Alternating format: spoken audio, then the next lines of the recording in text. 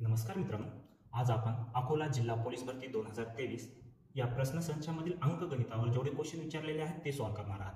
तर मित्रांनो, आपल्या चॅनलवर तुम्ही नवीन असाल तर आपल्या चॅनलला सबस्क्राईब करा आणि व्हिडिओ आवडला असेल तर तुमच्या मित्रांना शेअर करा आणि व्हिडिओला लाईक करा. चला मित्रांनो, प्रश्न पहिला. 200 कोटी म्हणजे 2 वर किती शून्य असतात? बघा मित्रांनो, 1000 वरती किती शून्य असतात? 3 शून्य असतात. 10,000 वरती 4 शून्य असतात. 1 लाखावरती 5 शून्य असतात. 1 लाखावर किती शून्य असतात? 5. 10 लाखावरती 6 शून्य असतात. किती? 6 शून्य असतात. आता हे 6 शून्य काय? एकक, दशक, शतक, हजार, 10,000, लक्ष, दशलक्ष म्हणजे 10 लाख. तर 1 कोटीवर किती शून्य असतात? 1, 2, 7 शून्य असतात. किती? तर 7 का? तर बघा, एकक, दशक, शतक, हजार, 10,000, लक्ष, दशलक्ष, दशलक्षच्या नंतर काय ते? कोटी. म्हणजे हे 1 कोटी झालेत. म्हणजे कोटीवरती किती शून्य असणार आहेत? 7 शून्य असणार आहेत. मग आपल्याला इथे काय म्हटलंय? 200 कोटीवरती किती? 200 कोटीवरती किती शून्य राहणार आहेत? 1, 2, 3.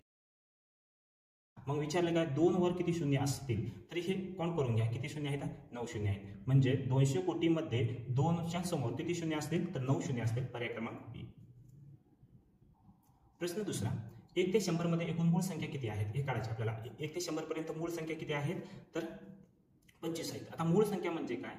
ज्या संख्येला 1 आणि त्याच संख्या व्यतिरिक्त दुसऱ्या कोणत्याच संख्येने भाग जात नाही त्या संख्येला आपण काय म्हणतो? मूळ संख्या म्हणतो. अशा मूळ संख्या 1 ते 100 पर्यंत 25 आहेत. तर मित्रांनो, लक्षात ठेवा, 4, 4, 2, 2, 3, 2, 2, 3, 2, 1 ह्या प्रमाणात आपले काय मूळ संख्या आहेत.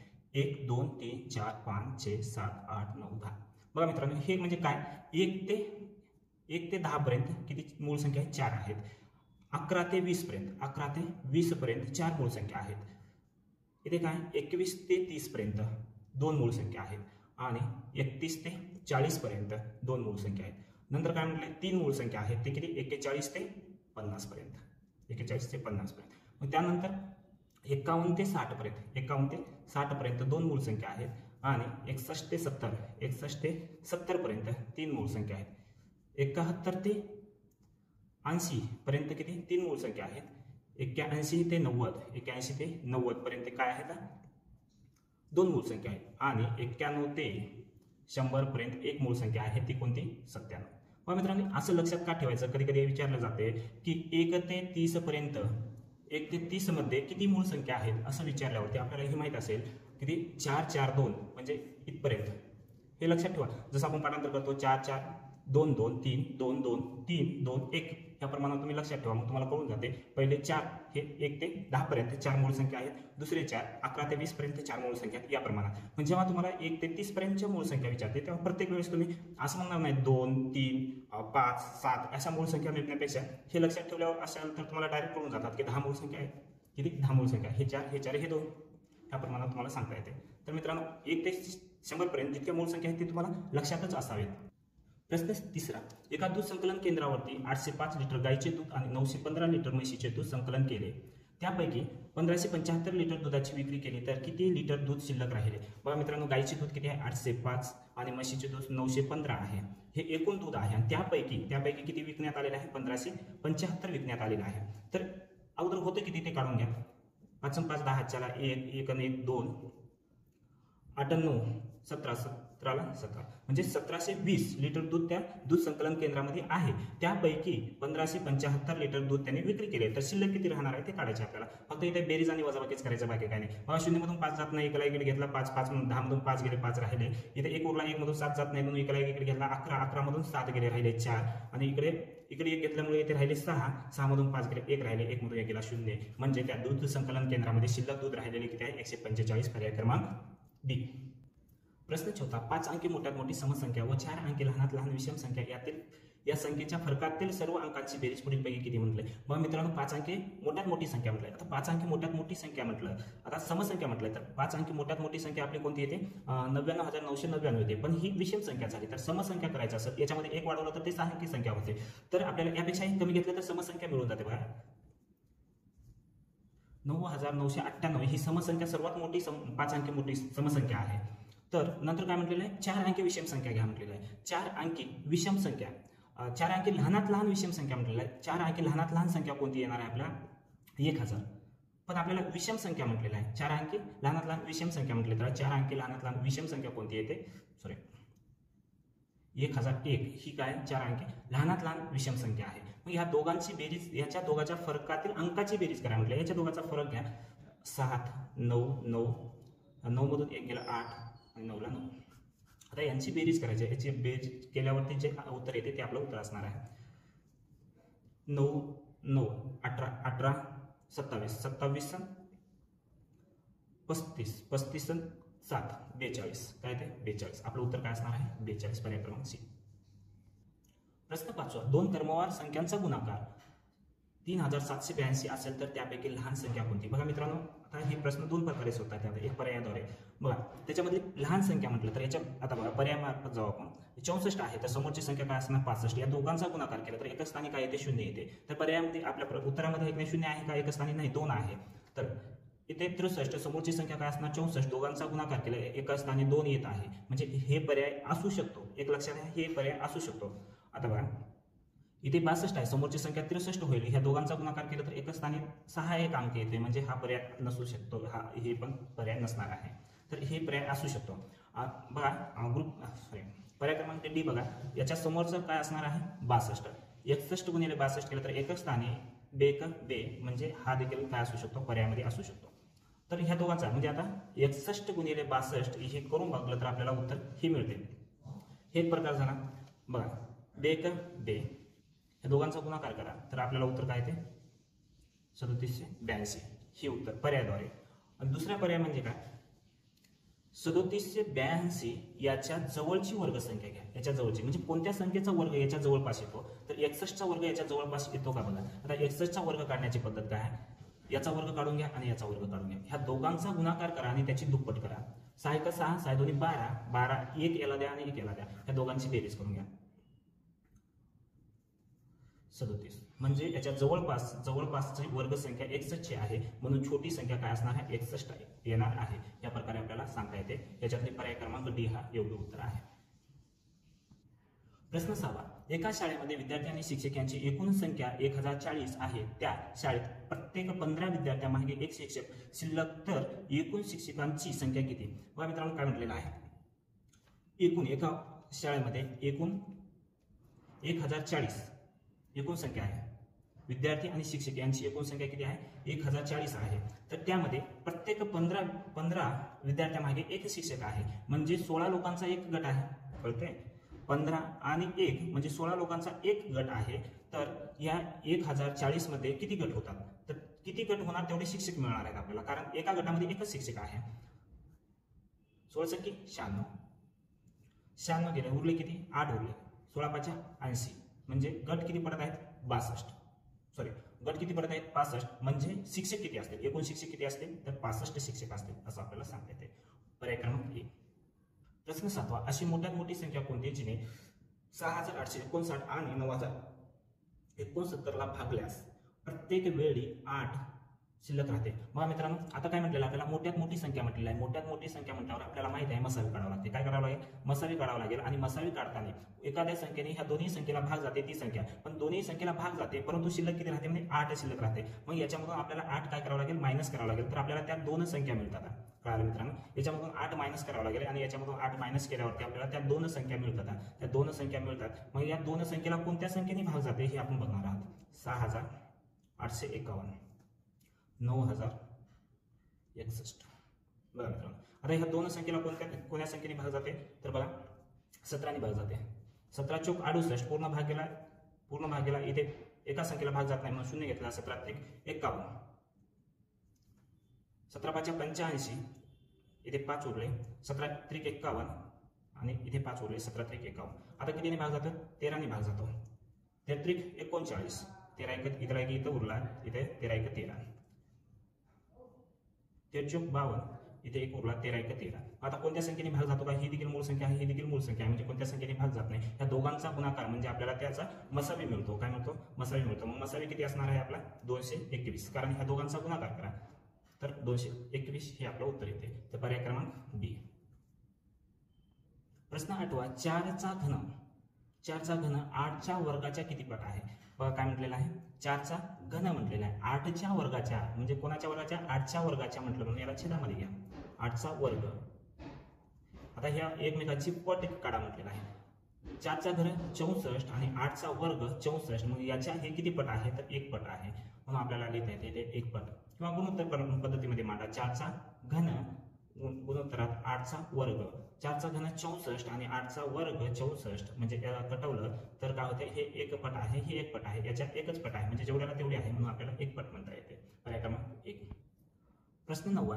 बघा मित्रांनो काय झाले 25 गुणिले 25 म्हणजे 625 तर 2.5 गुणिले 0.25 यांचा गुणाकार किती येते हे विचारलेलं आहे. आपल्याला इथं काहीच विचारलेलं नाही तर पॉईंट कुठे येते हे आपल्याला कळते का नाही एवढंच विचारलेलं आहे. बघा मित्रांनो लक्षात ठेवा जेव्हा पॉईंटचा गुणाकार करते तेव्हा गुणाकारामध्ये पॉईंटची बेरीज होते. आता किती अंकानंतर इथे पॉईंट आहे 2 अंकानंतर आणि किती अंकानंतर इथे 1 अंकानंतर ह्या दोघांची बेरीज केला. उत्तरामध्ये किती आले हे बेरीज 3 आले. उत्तरामध्ये उजव्या साईड करून 3 स्थान सोडून काय द्या पॉईंट द्या. आपल्याला याचा दोघांचा गुणाकार दिलेलेच आहे. दोघांचा गुणाकार दिलेलेच आहे तर मग किती स्थानानंतर काय करायचं पॉईंट द्यायचं तर 3 स्थानानंतर पॉईंट द्यायचा. बघा 3 स्थानानंतर पॉईंट कुठे आहे इथे 1 2 3. 3 स्थानानंतर पॉईंट कुठे आहे इथे आहे म्हणजे पर्याय क्रमांक बी आपलं उत्तर आहे.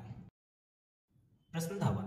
एक कार ताशी 60 किलोमीटर वेगाने दिल्लीहून आग्र्याला जाते. येताना y किलोमीटर वेगाने परत येते तर कारचा पूर्ण प्रवासाचा सरासरी वेग ताशी 48 किलोमीटर असेल तर y बरोबर किंमत किती.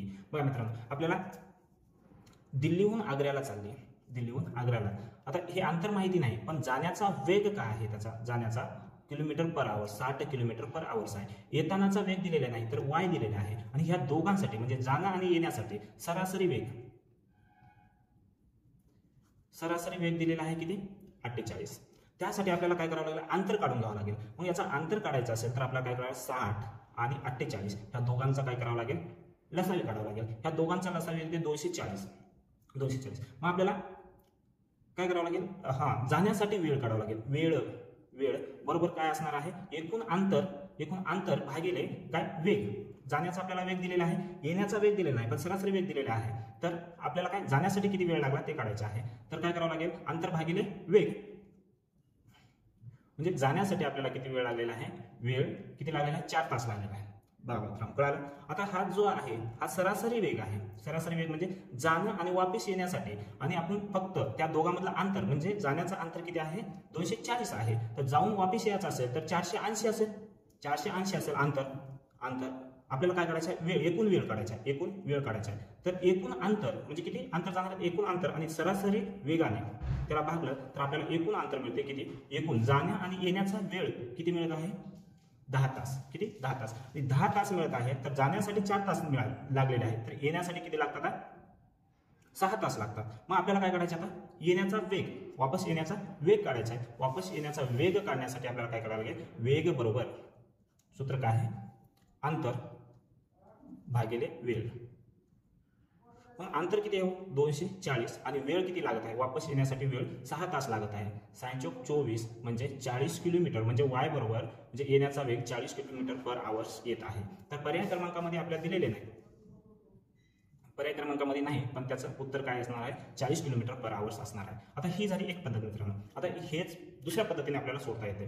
तर आता आपण हेच कधी दुसऱ्या पद्धतीने सोडणार आहे. बघा सूत्राच्या सहाय्याने आपण काय करतो समान अंतर पूर्ण करत असेल तर त्याच्यासाठी एक सूत्र लागते. म्हणजे सपोज अर्धा अंतर एका वेगाने आणि अर्धा अंतर एका वेगाने म्हणजे ह्या दोन अंतर जर सारखे असेल तर एक सूत्र आपण वापरतो.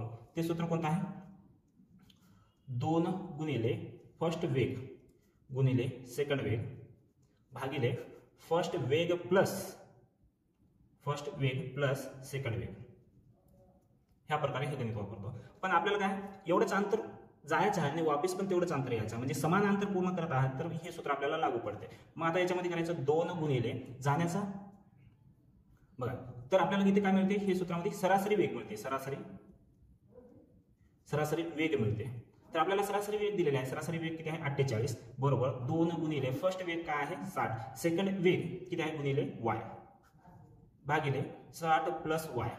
कळत आहे मित्रांनो प्रश्न दिसणार नाही तर हे सोडून घ्या. आता हे भागाकारातल्या इकडे जाणार आहे गुणाकारामध्ये 48 गुणिले कंसामध्ये 60 प्लस y बरोबर 2 गुणिले 60 गुणिले y. हे दोघांचं गुणाकार करून घ्या शून्यला शून्य, साय 8 48, हातच्याला 8, साय 24, 24 × 4 28, 28 प्लस 48y बरोबर 2 हे 120 y. बघा आता y इकडे न्या, 2880 बरोबर ह्या दोघांची वजाबाकी करा. आता 120y वजा 48y म्हणजे उरले किती 72y बरोबर 2880. आता जेवढं कटवता येईल तेवढं कटवून घ्या. 9 8 72, 9 3 27, 1 उरला, 9 2 18, उरला शून्यला शून्य, 8 चौक 32, 4 y बरोबर 40 आलेला आहे. y बरोबर काय आहे 40 आलेला आहे. हे आपलं उत्तर आहे. y बरोबर 40. हे कशामध्ये किलोमीटर पर आवर्स. हे आपलं उत्तर झालेलं आहे. कळलं मित्रांनो. प्रश्न 11वा. रंगरावाने फेब्रुवारी 1996 मध्ये दरवर्षी 1.5 लिटर दूध घेतले. दुधाचा दर 36 रुपये प्रति लिटर होता, तर त्या महिन्यात त्यांनी दुधाचे एकूण किती रुपये बिल दिले असेल. बघा मित्रांनो, आता काय म्हटलं फेब्रुवारी 1996 हा वर्ष कोणता आहे. फेब्रुवारी 1996 हा लीप वर्ष आहे. लीप वर्षामध्ये फेब्रुवारी महिना किती दिवसाचा असतो 29 दिवसाचा असतो. हे कळालं आपल्याला. बरं, एका दिवसाला किती लिटर दूध विकत आहे तर 1.5 लिटर दूध विकत आहे. 1 लिटर बरोबर किती आहे 36 आहे, 36 रुपये. तर 1.5 लिटर बरोबर किती असणार आहे बघा. हे 1 लिटरचं झालं तर दुसरं अर्धा लिटरचं म्हटलं तर आपल्याला काढता येते 18 लिटर. 36 रुपये आणि 18 रुपये एका दिवसाचं बिल काढत आहात आपण. किती झाले 14ला 4 हातच्याला 1, 4 आणि 5 म्हणजे 54 रुपये. एका दिवसात बिल किती होते 54 रुपये होते. तर 29 दिवसाचं बिल किती होणार आहे त्याचा गुणाकार करून घेतलं तर आपल्याला याचं उत्तर मिळते. बरं, मी ह्या पद्धतीने गुणाकार करतो मित्रांनो, तुम्ही कोणत्याही पद्धतीने करा. 9 चौक 36, 36ला 6 हातच्याला 3, ह्या दोघांचा गुणाकार करा. नंतर ह्या दोघांचा गुणाकार करून यांची बेरीज करा. 4 2 8, 9 5 45 ह्यांची बेरीज करा. 13 13 6 16, 16ला 6 हातच्याला 1, इथं 56 झाले. 56ला 6 हातच्याला 5, 5 2 10, 10 5 15 म्हणजे एकूण त्या महिन्याचं बिल किती होणार आहे 1566 रुपये बिल होणार आहे. पर्याय क्रमांक बी. प्रश्न 12. एका वस्तूच्या किमतीत सुरुवातीला 20% कपात केली. किती म्हणाले 20% कपात केली म्हणजे मायनस लक्षात घ्या. आणि नंतर 10% वाढ करण्यात आली. किती 10% वाढ करण्यात आली तर मूळ किमतीत किती टक्के फरक पडेल. बघा, मूळ किंमत आपण गृहीत धरू 100 आहे. या 100चे 20% कपात केले म्हणजे 100चे 20% कपात केला असेल. 100चे 20% कपात केले म्हणजे किती होणार आहे 20 रुपये कमी होणार. 100चे 20% कमी म्हणजे 80 रुपये. 80% आहे म्हणून छेदामध्ये आपण 100 घेतला. मग काय म्हटलंय 100वरती 10% वाढवणे म्हणजे 110 झाले. तरी हे आपल्याला सॉल्व्ह करून घ्यायचं. आता हे 0 कटला, हे 0 कटला, हे 100 कटले, हे 100 कटले. ह्या दोघांचा गुणाकार करा. हे तो 0, हे 0 कटला, हे पण 0 कटला. या दोघांचा गुणाकार केला तर काय येते 88. म्हणजे मूळ किंमत काय होती आपली 100 होती आणि राहिले किती 88. म्हणजे कितीने कमी झाली तर 12 रुपयाने कमी झाली. मग आपल्याला म्हणता येते 12% काय झालेलं आहे कमी झालेलं आहे. पर्याय क्रमांक सी. प्रश्न 13. एका सैनिकी तळावरती 100 सैनिकाला 10 दिवस पुरेल इतके राशन उपलब्ध आहे. 2 दिवसानंतर आणखी 60 सैनिक तळावर येतात तर राहिलेले राशन आणखी किती दिवस पुरेल. बघा मित्रांनो, 100 सैनिकाला 10 दिवस पुरेल.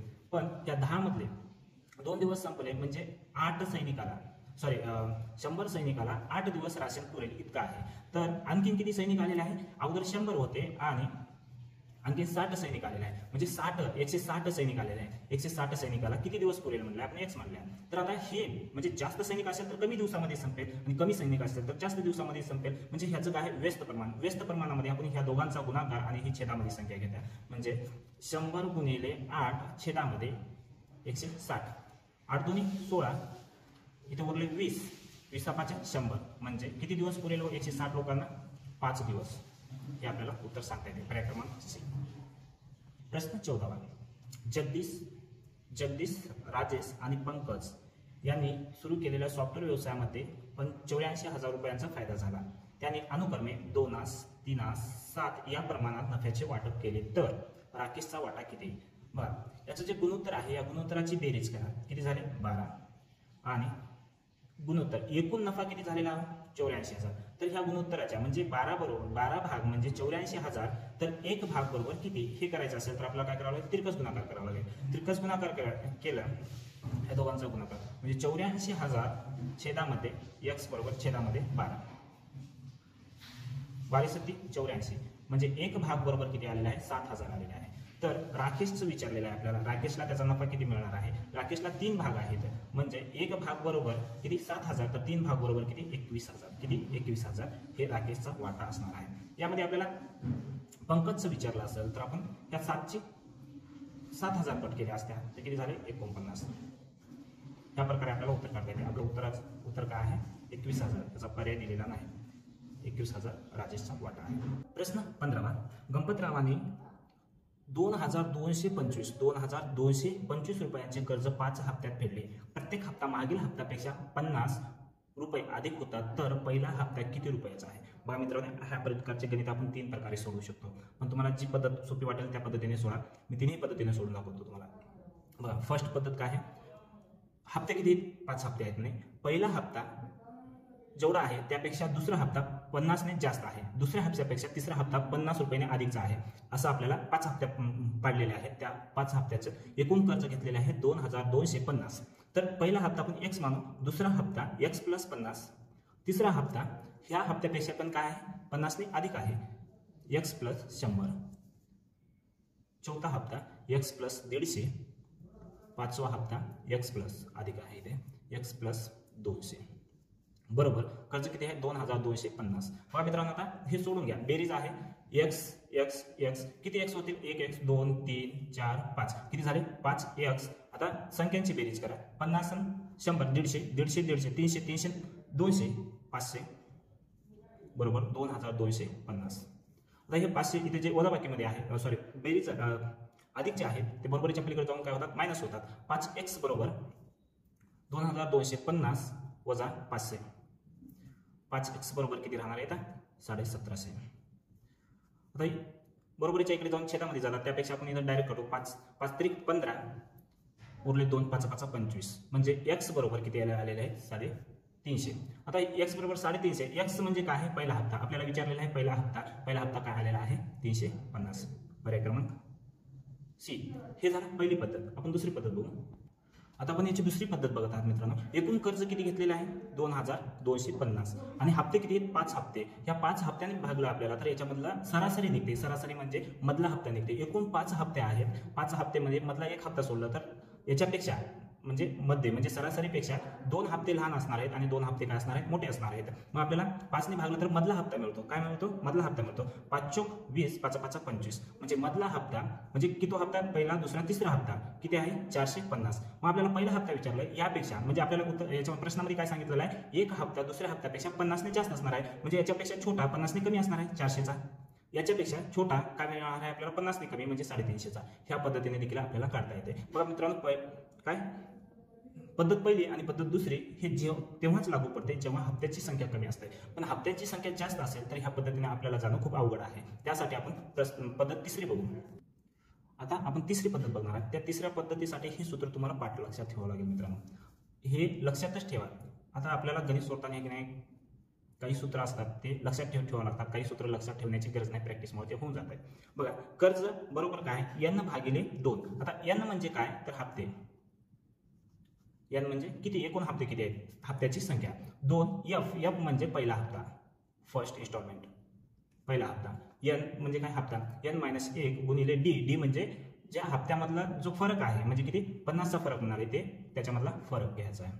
तर ह्यानुसार आपल्याला हे गणित सोडायचं आहे. n म्हणजे किती आहे आपल्याला 5/2 कंसामध्ये 2 गुणिले फर्स्ट हप्ता आपल्याला माहिती आहे का नाही 5. n म्हणजे हप्ते -1 गुणिले डिफरंट हे आपल्याला सोडून घ्यायचे. बघा डिफरंट कितीचा डिफरंट आहे 50चा आहे. बरं, आणि कर्ज किती आहे 2,250. 2,250 हे जे छेदामध्ये आहे इकडे येऊन अंशामध्ये येते आणि हे जे अंशामध्ये आहे इकडे येऊन छेदामध्ये येते बरोबर. 2f + 4 गुणिले 50. 5 चोक 20 उरले 2 5 5 25 0ला 0. दोघांचा गुणाकार केला 900. या दोघांचा गुणाकार करा. या दोघांचा गुणाकार केला तर किती येते 200. त्याच्यामधून -200 बरोबर 2f. ते झाले 700 आणि हे जे 2 आहे गुणाकारामधलं इकडे येऊन भागाकारामध्ये येते बरोबर f. f म्हणजे फर्स्ट ए. तर ह्या दोघा कटवा जेवढं कटवता येईल तेवढे, म्हणजे f बरोबर काय येणार आहे 350 असं तिन्ही प्रकारे आपल्याला हे गणित सोडवता येते. बघा मित्रांनो, हे सूत्र लक्षात ठेवा. हे सूत्र लक्षात ठेवा.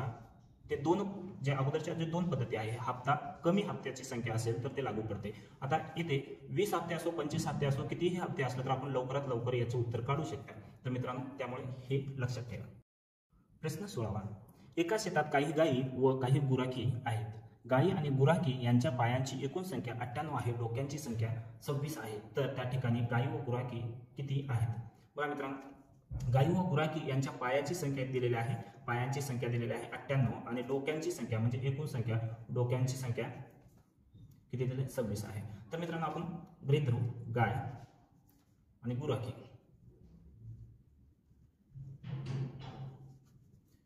गाय बरोबर x गृहीत धरू आणि गुराखी y गृहीत धरू.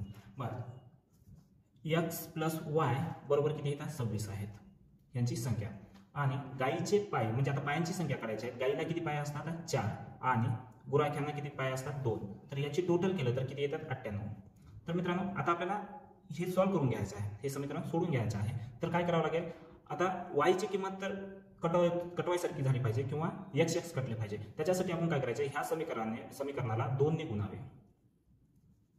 ह्या समीकरणाने 2 ने गुणलं तर 2x प्लस 2y बरोबर हे 26 गुणिले 2 केलं तर किती होतात? 52. आता काय होते? याची वजाबाकी केलं, ह्या दोन समीकरणाची वजाबाकी केलं तर काय होते? हे 2x आणि 2y कटून जातात. 4x मधून 2x गेले तर 2x बरोबर हे कटलं तर ह्या दोघांची वजाबाकी केलं तर 6. 8 मधून 2 गेले 6 राहिले आणि 9 मधून 5 गेले 4 राहिले. तर हे आता गुणाकारामध्ये आहे, इकडे जाऊन भागाकारामध्ये येते. हे कटून टाका इथून डायरेक्ट. x बरोबर काय येते?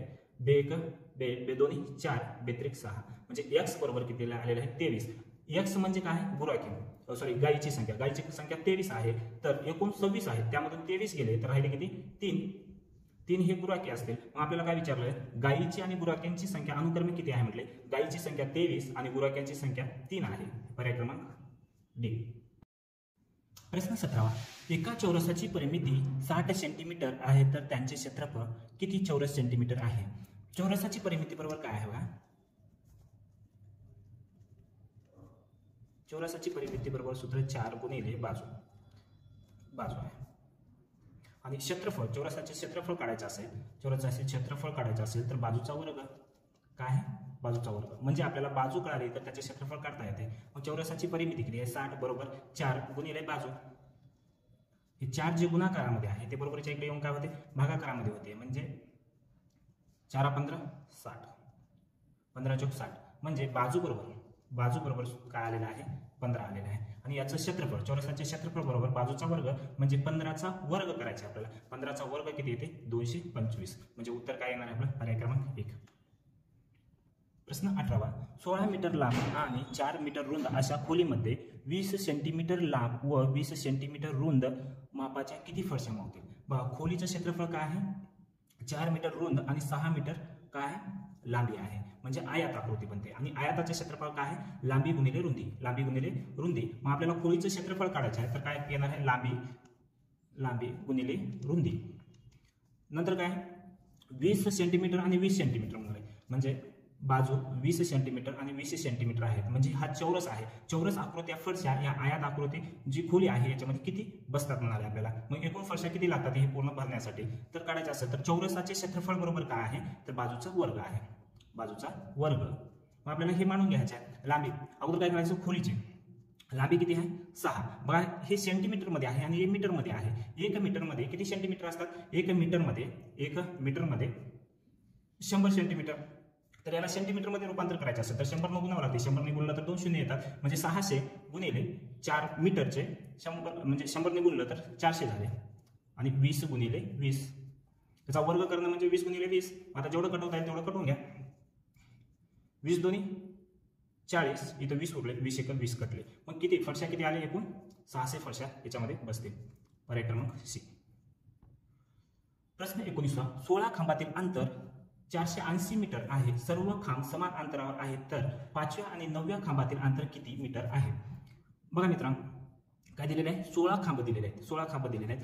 बघा मित्रांनो, सपोज आपण पकडू 3 खांब आहेत. किती? 3 खांब आहेत आणि प्रत्येकामध्ये हे 1चा अंतर आहे. तर आपण 3 खांब लावत आहात तर पहिलं खांब हे कशावर लावतो, शून्यवरती. म्हणजे सपोज अंतर आहे, एकूण अंतर आहे 10 मीटर आहे, तर आपल्याला याच्यावर 3 खांब लावायचे आहे. तर प्रथम जे खांब लावतो ते जे 0 मीटर आहे त्याच्यावर खांब लावतो, तिथून आपलं अंतर दुसरं सुरू होते येते आणि तिसरा येते. म्हणजे याच्यामध्ये 5 आणि याच्यामध्ये 5 आहे, तर ह्या खांब आहे तो शून्यवरती लावलेला आहे, म्हणजे याची काउंटिंग होत नाही.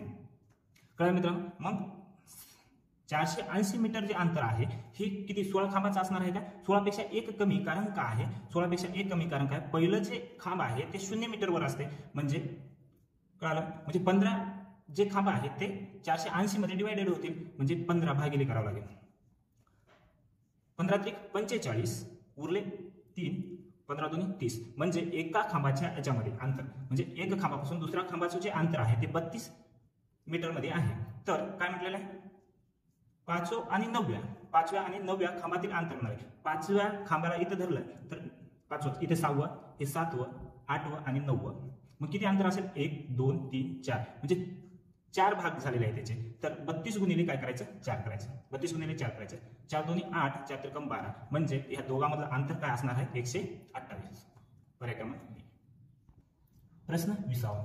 1200 रुपये मुद्दलाचे दर साल दर शेकडा 10 दराने 2 वर्षांचे चक्रवाढ व्याज किती रुपये होईल. अशा प्रकारचे गणित आपल्याला 2 ते 3 प्रकारे करता येतात. मित्रांनो त्यामध्ये पहिला प्रकार बघू. त्याचं ह्या सूत्रानुसार करायचं, ए प्लस बी गुणिले ह्या दोघांची बेरीज, ए प्लस बी प्लस ए गुणिले बी भागिले 100. ए म्हणजे पहिल्या वर्षाचं, ए दुसऱ्या वर्षाचं देखील 10% दर आहे, प्लस आता पहिल्या वर्षाचा 10%, दुसऱ्या वर्षाचा देखील 10% आहे, भागिले 100. हे 0 कटला, हे 0 कटला, हे 0 कटला, हे 0 कटला. ह्या दोघांचा गुणाकार केला तर 1 आला. या दोघांची बेरीज केलं तर काय झाले, 20 प्लस हे 1 म्हणजे 21. म्हणजे चक्रवाढ व्याज किती टक्के असेल, आता 21% असेल. चक्रवाढ व्याज किती असेल, 21% असेल. मग 1200 वरती डायरेक्ट आपल्याला काय काढायचे, आता 21% काढायचे भागिले 100. हे 2 0 कटले, 0 कटले. 12 1 12, 12 दोन्ही 24 आणि 25, म्हणजे आपलं उत्तर काय असणार आहे, 252. ही झाली एक पद्धत. तर दुसऱ्या पद्धतीने बघू. व्याज किती टक्के आहे, 10%. या 10%चं फ्रॅक्शन केलं तर काय होते, 1/10. हे 10 म्हणजे काय, मूळ किंमत आहे 1200, आणि याच्यावरती व्याज 10% म्हणजे 1, म्हणजे 10 वरती 10% लावलं तर 1 व्याज होते. म्हणजे मुद्दल काय आहे 10 असताना त्याचा व्याज काय होते 11. हे एका वर्षाचं झालं. मुद्दल 10 असताना व्याज होते 11. हे 2 वर्षाचं झालं. याचा दोघाचा गुणाकार केला 10 आणि याचा दोघाचा गुणाकार केला तर 121. हे 100, दोघाचा गुणाकार केला 100. 100 म्हणजेच किती होते, 100 आहे, पण आपलं मुद्दल ते आहे का 1200, म्हणजे याच्या किती पट आहे, 12 पट. तर याची देखील काय करा, 12 पट करा. 12 1 12, हातच्याला 1, 12 दोन्ही 24 आणि 1 25, हातच्याला 2, 12 1 12 1400. या दोघांमधला फरक म्हणजे हे मुद्दल आणि हे व्याज आहे. या दोघांमधला फरक म्हणजेच काय आहे, आपलं चक्रवाढ व्याज आहे. हे झाले एक पद्धत. ही झाली दुसरी पद्धत. आणि यामध्ये आपल्याला साधी पद्धत म्हटलं तर, आणखीन एक पद्धत म्हटलं तर, आपलं मुद्दल किती आहे 1200, वाढत कितीने आहे 1 ने, तर 110 किती 10% वाढत आहे, म्हणजे 100चे 110 झाले आणि 110. हे 2 वर्षाचं झालं. 3 वर्षाचं असेल तर 3 वेळा घेणार आपण. मग हे 2 0 कटले, इथले 2 0 कटले, हे 2 0 कटले, हे 2 0 कटले. आता इथे काय होते बघा, तिथलंच 121 गुणिले 12 म्हणजे किती होते 1452. मग 1200 आणि 1452 म्हणजे 1200हून 1452 झाले, म्हणजे 252 हे अधिकचे झाले. हे झालं आपला चक्रवाढ व्याज. पर्याय क्रमांक काय येते आपला, सी. प्रश्न 21. इथे कंसामध्ये 12 गुणिले 4 कंस बंद भागिले, इथे जे मिस्टेकने काय झालेलं आहे, 12 गुणिले 4 कंस भागिले 2 मायनस 24. अगोदर कंस सोडून घ्या, 12 चूक 48, मग भागाकार करा, मायनस 24 ला 24, बेचा 48 ला 24 वर कटला, 24 मायनस 24 बरोबर काय ते 0 येते, म्हणजे पर्याय क्रमांक बी. प्रश्न 22. एक नावाडी त्यांची नाव नदीच्या प्रवाहाच्या दिशेने 2 तासात 18 किलोमीटर हाकतो आणि तीच नाव प्रवाहाच्या विरुद्ध दिशेने 2 तासात 10 किलोमीटर हाकतो, तर प्रवाहाचा वेग ताशी किती. बघा मित्रांनो, आता नाव प्रवाहाच्या दिशेने म्हणत आहे आणि नाव प्रवाहाच्या विरुद्ध दिशेने म्हणत आहे. बघा, नाव आपण काय मानू, नावेचा वेग आपण x मानू आणि प्रवाहाचा वेग y गृहीत धरू. बघा, जेव्हा प्रवाहाच्या दिशेने असेल, काय म्हणाले, प्रवाहाच्या दिशेने असेल तर नाव तर प्रवाहाच्या दिशेने जात असेल तर नावेचा वेग प्लस त्या प्रवाहाचा वेग दोन्ही मिळून काय होत असते, त्याचा वेग ठरत असतो. म्हणजे प्रवाहाच्या दिशेने, आता काय म्हटलेलं आहे, प्रवाहाच्या दिशेने 2 तासात 18 किलोमीटर जाते. तर प्रवाहाच्या दिशेने जात असेल तर एक नावचा वेग आणि दुसरा प्रवाहाचा वेग मिळून काय ठरत असते, त्याचा वेग ठरत असते. मग 2 तासामध्ये 18 किलोमीटर जाते, 2 तासामध्ये 18 किलोमीटर जाते, तर 1 तासामध्ये 9 किलोमीटर जाते. म्हणजे x + y म्हणजे प्रवाहाचा वेग, नावाचा वेग आणि प्रवाहाचा वेग, प्रवाहाच्या दिशेने म्हटल्यावरती नावाचा वेग आणि प्रवाहाचा वेग मिळून किती झालेला आहे, 9 किलोमीटर. आणि प्रवाहाच्या विरुद्ध दिशेने 2 तासामध्ये 10 किलोमीटर जाते, तर 1 तासामध्ये 5 किलोमीटर जाते. प्रवाहाच्या विरुद्ध दिशेने म्हणजे नावाचा वेग मायनस प्रवाहाचा वेग, कारण प्रवाहाच्या विरुद्ध दिशेने जात असेल तर नाव इकडल्या साईडला जात असेल आणि प्रवाहाचा वेग या साईडला असेल तर दोघांचे काय होते, वजाबाकी होते. बरोबर किती आहे, 5. तर हे समीकरण आपल्याला सोडून घ्यायचं आता. बघा, y मायनस धन y आणि मायनस y हे कटून जातात. x 2x झाले, हे y कटले. बरोबर, या दोघांची बेरीज केलं तर 14 झाले. किती झाले, 14. 7 2 14 म्हणजे x बरोबर काय आलेलं आहे, 7 आलेलं आहे. मग आपल्याला विचारले काय, प्रवाहाचा वेग विचारलेला आहे. काय विचारलेला आहे, प्रवाहाचा वेग विचारलेला आहे. तर x बरोबर y बरोबर 9 आहे, तर x ची किंमत ठेवायची. काय करा, x ची किंमत ठेवा. x च्या जागी काय आहे, 7 प्लस y बरोबर 9. हे जे प्लस मध्ये आहे ते तिकडे बरोबरीच्या पलीकडे जाणार आहे. 9 - 7 बरोबर y बरोबर किती येणार आहे, 2. म्हणजे प्रवाहाचा वेग किती आहे, 2 किलोमीटर पर आवर्स. 2 किलोमीटर पर आवर्स, 1 तासाला 2 किलोमीटर प्रवाहाच्या विरुद्ध दिशेने जाते. म्हणून पर्याय क्रमांक आपला काय येणार आहे, पर्याय क्रमांक दिलेला नाही, 2 किलोमीटर पर आवर्स हे आपलं उत्तर आहे. प्रश्न 23वा, 5/x 5/x प्लस 3/x बरोबर 1 आहे. तर x ची किंमत काढायची आहे. बघा, अपूर्णांकामध्ये जेव्हा छेद सारखा असतो तेव्हा अंशाची बेरीज करून घ्या. अंशाची बेरीज केला 8 छेदामध्ये x बरोबर 1. बघा, आता ह्या x च्या ठिकाणी कोणती संख्या असावी म्हणजे त्याचं उत्तर काय येणार आहे, 1 येणार आहे. तर x च्या ठिकाणी 8, घरी 8 आलं तरच काय होते, 8 × 8 करते आणि बरोबर 1 उत्तर येते. किंवा काय करा, आता हे जे छेदामध्ये आहे ते बरोबरच्या पलीकडे जाऊन काय होते, गुणाकारामध्ये होते. म्हणजे 8 बरोबर 1 × x, 1 × x म्हणजे x बरोबर 8. हे आपल्याला उत्तर सांगता येते. x बरोबर काय आहे, 8 आहे. प्रश्न 24वा, यामध्ये काय झालं, 3/4 आणि 2/3, 5/6, 1/2, 4/5 हे अपूर्णांक चढत्या क्रमाने लिहिल्यास मध्यभागी कोणता अपूर्णांक येईल. बघा मित्रांनो, याचा अंश आणि छेद म्हणजे छेद अंशापेक्षा मोठा आहे आणि यांच्यामध्ये फरक 1चा आहे. छेद अंशापेक्षा मोठा आहे, यांच्यामध्ये फरक कितीचा आहे, प्रत्येकामध्ये 1चा असेल. 1चा असेल आणि अंशापेक्षा छेद मोठा असेल तर याच्यामध्ये ज्या संख्येचा, ज्या अपूर्णांकाचा अंश मोठा असेल तो अपूर्णांक सर्वात मोठा असणार आहे. मग यापैकी सर्वात मोठा कोणता आहे, 5/6, त्याच्यानंतर 4/5 आणि त्याच्यानंतर 3/4, त्याच्यानंतर 2/3 आणि 1/2 असा चढता क्रमांक लागलेला आहे. यामध्ये म्हणले मध्यभागी कोणता येतो, तर 3/4 हे आपलं उत्तर असणार आहे. प्रश्न 25वा आणि ह्या प्रश्नसंचाचा शेवटचा प्रश्न आहे. मित्रांनो, प्रश्नसंच आपण बघितल्यावर हे कळते की प्रत्येक क्वेश्चन पेपर म्हणजे प्रत्येक वेगवेगळ्या जिल्ह्याचा जरी असलं तरीही त्यांची जी पद्धत आहे, ज्या म्हणजे गणिताचे जे मेथड आहे ते एक सारखीच आहे. त्याच्यामुळे की नाही जास्तीत जास्त की नाही प्रिव्हियस इयर क्वेश्चन पेपरचा तुम्ही सराव करा, तुम्हाला त्याचा नक्की फायदा होईल. तर प्रश्न 25वा बघा, 0.024 गुणिले 0.12 आणि 5 भागिले 0.08 गुणिले 0.025 यांचा काय करायचं, आपल्याला भागाकार करायचा आहे. बघा मित्रांनो, 2 गोष्टी लक्षात ठेवा. भागाकारामध्ये पॉईंटची वजाबाकी होते आणि गुणाकारामध्ये पॉईंटची बेरीज होते. भागाकारामध्ये पॉईंटची वजाबाकी होते आणि गुणाकारामध्ये पॉईंटची बेरीज होते. तर मित्रांनो, आता वरती बघा, म्हणजे अंशामध्ये किती अंक आहेत, म्हणजे इथं गुणाकार हे दोघांच्या मध्ये, मग पॉईंटची काय होणार आहे, बेरीज होणार आहे. 1 2 3 म्हणजे कधीही पॉईंट मिळताना हे उजव्या साईडकडून मिळतात. 1 2 3 म्हणजे 3 अंकानंतर काय आहे, पॉईंट आहे. 3 झाले, 4 5 6 म्हणजे 6 अंकानंतर काय आहे, पॉईंट आहे. आणि छेदामध्ये 1 2 3 4 5 छेदामध्ये 5 अंकानंतर काय आहे, पॉईंट आहे. मग यांची काय होते, वजाबाकी होते. म्हणजे वरती 1 पॉईंट अधिकचा आहे. लक्षात येतं मित्रांनो. आणि वरचा पॉईंट काढायचा असेल म्हणजे अंशातला पॉईंट काढायचा असेल तर छेदामध्ये 1 0 द्या. कळालं, इतकंच करायचं आहे, वेगळं काहीच नाही. बघा, अंशामध्ये पॉईंट जास्त आहेत किती आहेत, 6 आणि छेदामध्ये 5 आहेत. ह्या दोघांची वजाबाकी केलं तर 1 येते. 1 अधिक कुठला आहे, अंशामधला. तर अंशामधला पॉईंट उडायचा असेल तर काय करा, छेदामध्ये 1 0 द्या. मग आपलं समीकरण काय होणार आहे, 24 म्हणजे पॉईंट उडाले. 24 गुणिले 125 छेदामध्ये 8 गुणिले 25 आणि वरील 1 पॉईंट अधिकचा असल्यामुळे ते 0 घेतला. आता जेवढं कटवता येईल तेवढं कटा. 25 5 = 1600 5 दोन्ही 10, इथे 1 उरला, 5 दोन्ही 10 झाले, 8 त्रिक 24,